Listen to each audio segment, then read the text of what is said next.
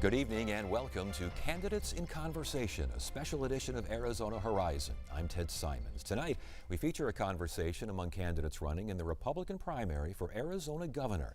Our Candidates in Conversation is not a formal debate.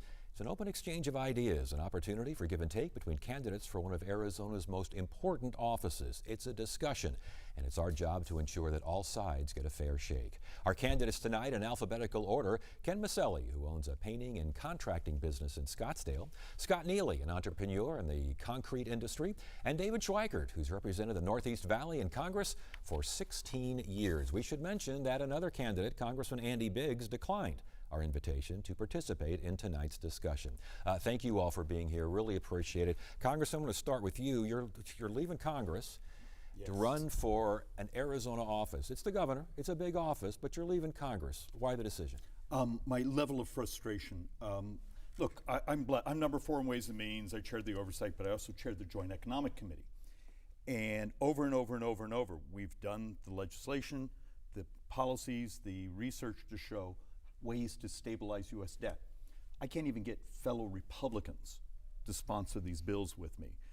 And you hit this level of frustration. If you functionally can't save Washington, maybe you can save Arizona. As far as this campaign is concerned, again, this is a Republican primary here, so we're focused on Republican voters. Are you supportive enough of the president for Republican primary voters? Yeah, having gotten to the vote, this primary race late, but the interesting factoid, I actually have a better voting record with President Trump than Andy Biggs does. Go take a look at 2025. I had 100%. He did not. It's just the nature of, the votes you've taken, and let's be honest, certain candidates and certain members of Congress, it's a lot of theatrics, not necessarily the work product. Ken, you are running against a longtime congressman here for Arizona governor. Why are you doing it? Well, Ted, I wanted to make a few changes. I'm a businessman. I'm not a politician. And what I wanted to do is approach things a little bit differently. One is that I have plans. I've made many plans. I have plans for our veterans. I have plans for water, one of the biggest questions out there. I have plans for energy, to relieve gas prices. I have all these plans that I published on my website, and if you go to votekenmaselli.com, you'll see it in depth, not only the questions but the explanations. Scott, why are you doing this? I'm doing it because I never give up. I made a decision to run for governor in 2022, just like Ronald Reagan, just like Lincoln did. They ran many times before they actually won a seat in an office. They made structural differences in America, and I want to make structural changes to Arizona for the betterment of Arizona. I want to put Arizona first. I want to make Arizona the #1 business-friendly state in America, and we have to work on tax policy to make that possible. But in order to grow Arizona, we have to fix the water problem of Arizona, and I've got a lot of plans for that, including desalinization of the Harquahelas, as well as pulling in water from the Sea of Cortez, putting it to Yuma, desalinating it there, creating American jobs. And I also want to do ESAs for the trades. I want to take ESA money and apply it to training youth in the trades, because that is a national security issue. We don't have enough people to run the APS, Central Arizona Project, Tucson Electric Power, nuclear power plant. We don't have enough people with experience to run that going forward. They're going to be retiring soon. We have to replace the workforce. Okay, and you touched on a number of things here that I hope we have a chance to touch on a little bit later on, but I want to start with education. Congressman, why isn't Arizona known as the education state? Are we spending enough money? Are we focused enough on education? I would actually somewhat disagree with the label. Our education choice system, our ESAs here, are actually fairly famous around the country.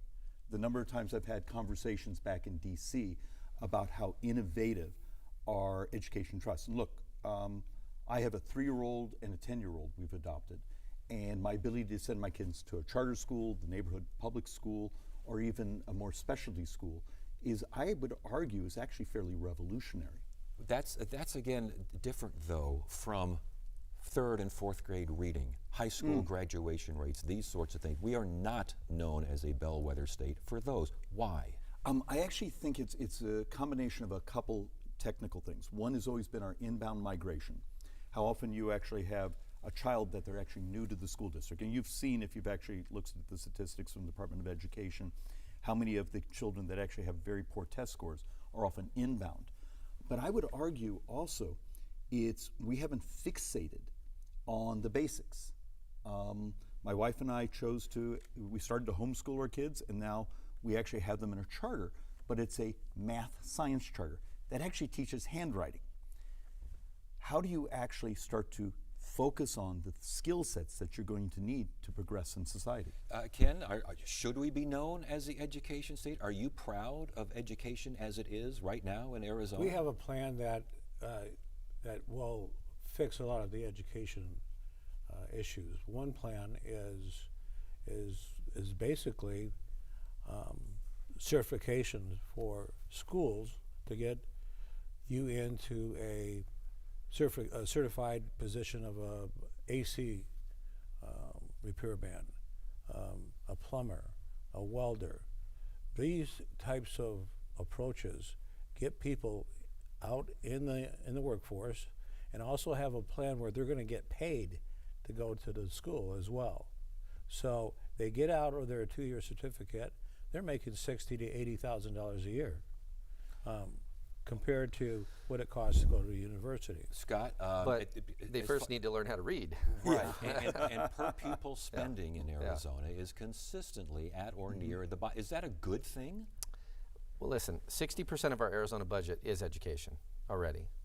Okay, so part of the problem is you have too many administrators in education. You have too many vice principals at multiple different high schools. 5 vice principals at a high school, quite ridiculous. When you went to school, when I went to school, up until the year 2000, there was 1 vice principal at a school. Now there's 5. Just a note of point here. The national average, I believe, is somewhere in the 12% for administrative costs. I think Arizona, by way of the Auditor General, found 10% administrative costs. It's got to be more than that. It's got to be more than that because there's too many duplicates of everything. No. I don't mean the number has to be more Oh. than that. I mean the reason for Arizona's education situation as it exists has to be more than administrative spending. Other states are spending more on administration. Well, part of it's they're not spending on the teachers. We're not getting as many quality teachers. That's my thing is we need to cut out administrators so that we can fund teachers, shut down administrative buildings so that we can open up more tutoring centers. We need to get back to phonics and arithmetic. That is number one. We can't even go and do ESA for the trades if these people can't read and they can't do math. They can't read a tape measure if they can't do math. They can't read the plans. So I can't make them into tradespeople if they can't read first. Last point on And this. look, Ted, there's some fascinating numbers. So we have school districts that actually have some of the most moderate budgets and some of the very best test scores, and they're demographically diverse. And then I have other school districts, let's be honest, Tucson Unified, those where the dropout rates and those things are heartbreaking, and I would argue immoral. Are you going to have a governor that basically fixates on why that differential and what can we do? Is it you're going to have to actually declare a school district as a failed school district? When I was county treasurer, I actually put 2 school districts into receivership because of fiscal mismanagement. Maybe you can do it from academic mismanagement. You mentioned ESAs, the ESA program in Arizona. Should there be more guardrails on this program? You can actually model just a simple data system saying this reimbursement doesn't match. I could fix it for a fraction of cost, because right now, if you're under $2,000 on a reimbursement, it's automatic and then it's audited later. Right. Simple data system, it's audited in the beginning. Okay. Is it that simple? Because right now, this program has expanded so much that we're seeing and kudos out there to 12 News and Craig Harris for doing the reporting on this. He's finding all sorts of ways that these funds have been misused. Why isn't the state finding this? Why isn't the state doing something about Well, this? I have actually will have a fraud division team dedicated to each line item. One of the things that just going back to the trade schools, they are so needed so much right now. And people, I've talked to some of the top CEOs in the country, and they want to move here to Arizona if I become governor. And they want to bring jobs, 50,000 to 100,000 jobs, high-paying jobs. That's something that we need and will continue. With that, I'll be able to cut property tax in half the first year and then waive property tax completely the second year. Okay, but I want to stick with the ESAs right now and the idea of guardrail. I mean, should there be a household income cap? 150,000, 250. Should a household income of $250,000 be getting this money? Well, here's the thing. My father owned a big business in California when I was a kid, a building material supply yard. He owned 3 different building material supply yards before Home Depot and Lowe's came in back in those days. His income was so high that I couldn't get any affordable loans to go to college, so I chose not to go to college. Even my mom's income was too high back then. She was making about 40 grand, but her income was too high. I couldn't even use her income, it was too high. So by capping it at 150 because a parent makes great money, you might be depriving a child of something that they actually need. You know what I'm saying? Not really. If the household income is such that you can afford a private school without state funds. Yes, but private schools aren't trade schools. What if these kids aren't academics and they don't want to go to a private school and they're better off in a trade school? That's kind of where I'm leading towards. No income cap. The math is the math. The voucher is less than attendance in the traditional school system. Whether it be a child from a more prosperous family or less prosperous family, the math is the school district, the amount of cash available here should actually grow as this population over here. But look, there's more going on in education, and there's some of the things that are actually much more complicated and tricky to talk about. There's some math that says next year Arizona will have fewer under 18-year-olds than we had 20 years ago. What happens when you have schools being shut down? You have too many school buses, too many assets. We're also under court order to actually deal with equalization. And in the next couple months and into the next year, we're going to finally have to deal with that. So do you put everything on the table? Do you say we have too many school buildings? This school is having to shut down classrooms. Over here, I have these assets.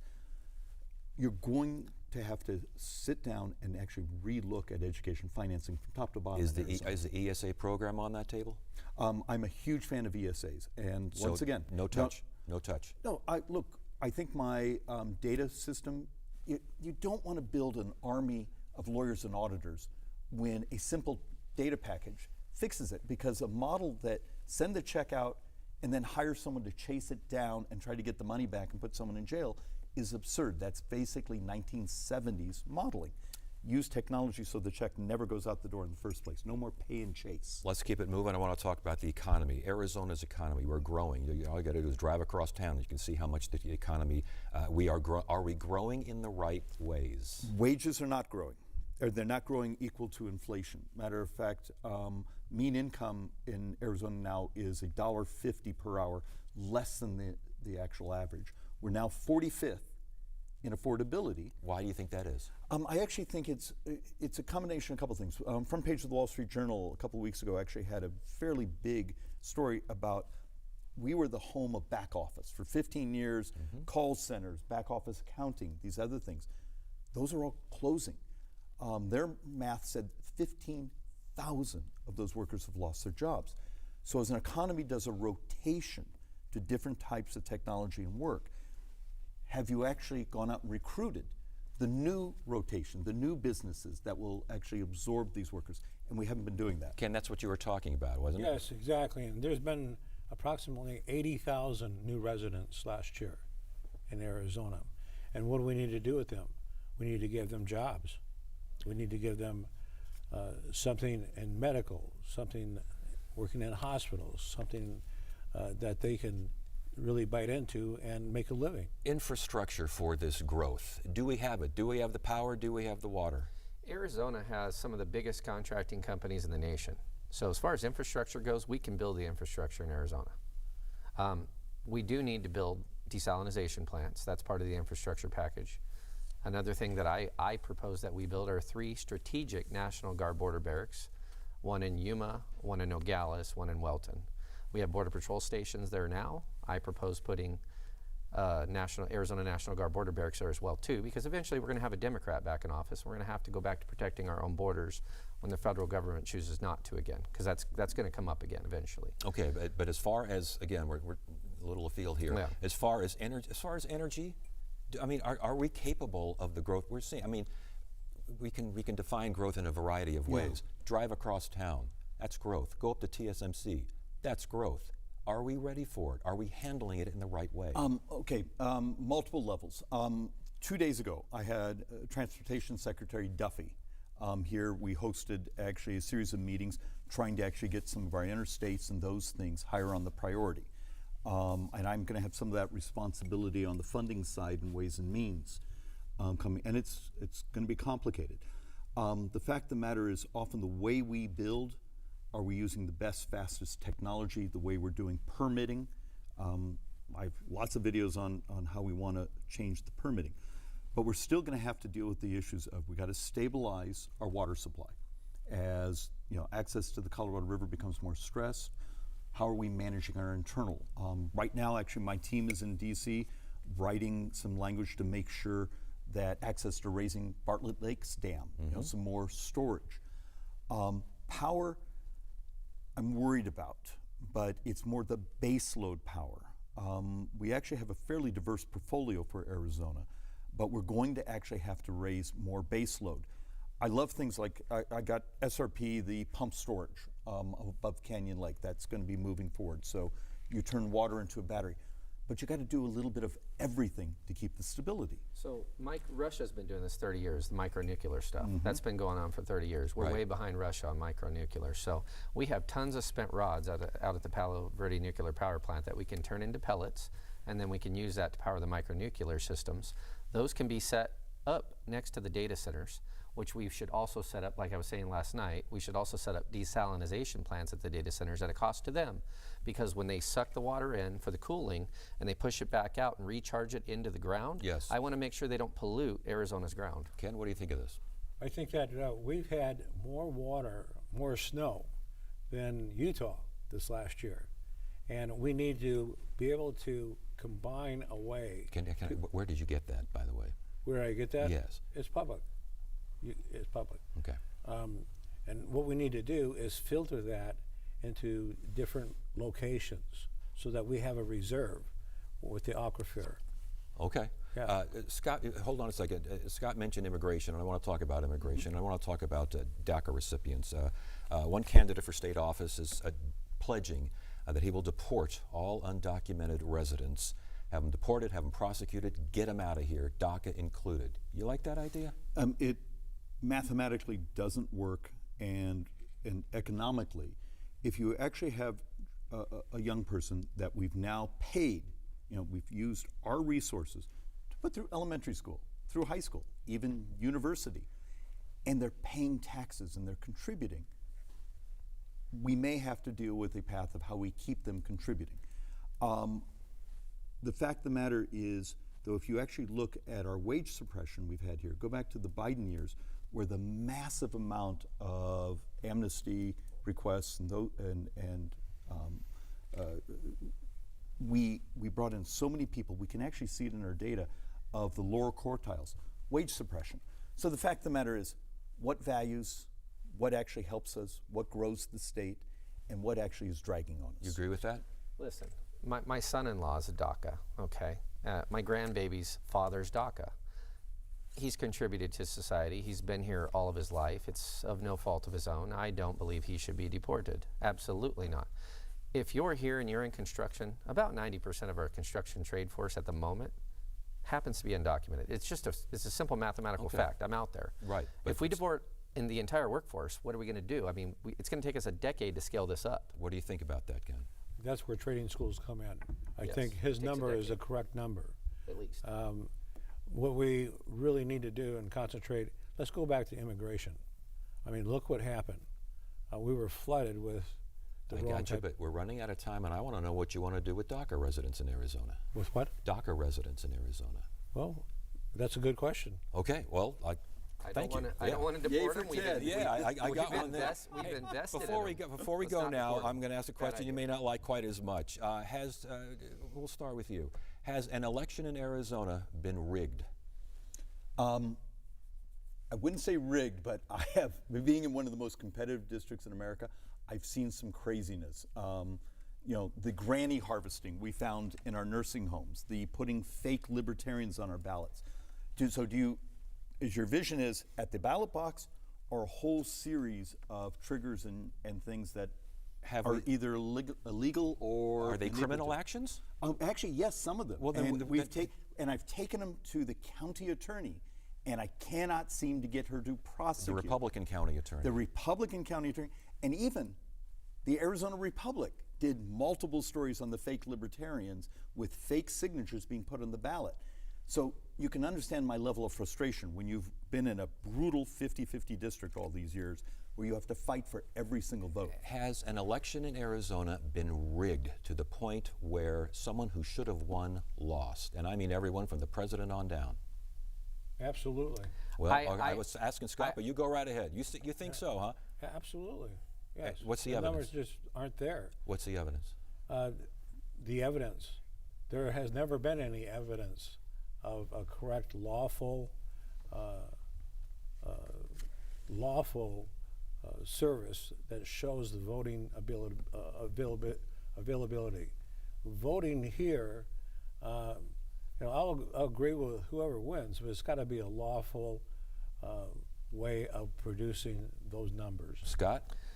Listen, you know how I feel. That I felt like in the 2022 election they were rigging the primary. Kelly Ward and they were in Turning Point. who was doing the AZGOP, Kelly Ward, Turning Point. They were all kind of working together to rig it for their America First slate or whatever. I felt like that Republican primary was a closed primary. Essentially, I wasn't welcome in the primary. But we're talking now. Is criminal that activity. fraud? Is that Yes. criminal? No, that's not fraud. That's not criminal. But I did feel that the 2022 Republican primary was not a fair election. Not a fair election, but there was no criminal wrongdoing, there was no rigging, there was no cheating by election workers. I didn't personally see the rigging or the cheating, but I mean, when machines went down and things like that, there are questions. I had questions. I still have questions. Yeah, right. Okay. Yeah. Yes or no? You going to support whoever wins the primary? If it's a lawful approach, yes, I will. Okay, that's a qualified I'm a vote. Republican. I've always voted Republican. I even voted for Carrie Lake. Did not like her, but I voted for her because she was on the ballot as a Republican. I will vote for whoever wins the Republican primary because I want us to win the general election. All right, Congressman? Yeah, look, I'm a party guy. I grew up in the Republican Party, and I've supported my party.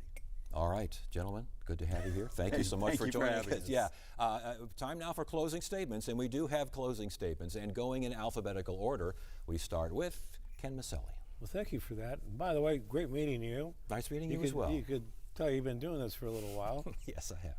Yes. My approach to Arizona is going to be as a businessman, and to make sure that we are accounted for on every line item. My team for fraud will be looking at every little line item to make sure that the waste that we discover will be used back into our system, into the school system, into the hospitals, into whatever we need that we've been missing. So I'm here to help for the people. I want to do this for the people. And so that's my mission, quite frankly. All right, very good. Thank you very much for that closing statement. And now the closing statement from Scott Neely. Hi, I'm Scott Neely, candidate for Arizona governor. You can find out a lot about me at neelyforgovernor.com. I'm a man of the people. We talk about electability. People say, well, you're not electable, you don't have name ID, and things like that. Well, here's the thing. The Biggs Files is posted on my website, neelyforgovernor.com.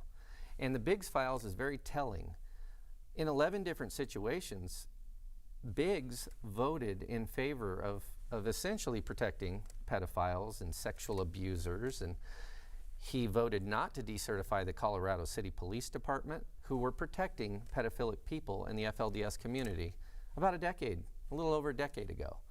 Michelle Ugenti Rita brought a bill in 2013, brought it back again in 2016. Biggs sent it to committee to die both times. He did not want to decertify those police, and those police were not protecting those children. Eventually, the federal government stepped in and protected those children, and eventually those children were made safe. But the fact of the matter is Biggs did not protect those children in Colorado City. And we have to stop you right there. Closing statement now from Congressman David Schweikert. Thank you, Ted. Look, are you worried about Arizona? Is Arizona going to become California? We have to deal with a reality that is uncomfortable to my fellow Republicans. We've lost functionally for a decade. We've lost the senior senator, the junior senator, the Secretary of State, the Attorney General, the governor. The one thing I bring you is I have won in a brutal district over and over and over. Matter of fact, I'm told I'm the Democrats' most expensive loss over the last 6 years in the entire country. What Mr. Neely was just sharing, the Democrats know there is no path for Andy Biggs to become the governor. And I've sat through a focus group where when they talked about these things, you could just see his numbers absolutely collapse. Please, if you want to know more about me, if you actually have some ideas, take this down, write this down, 602-619-3330. That's actually my personal cell number. All right, gentlemen, candidates, thank you so much for joining us. We appreciate it. Good to have you all here. Thank you for having me. And that is it for now. I'm Ted Simons. Thank you so much for joining us. You have a great evening.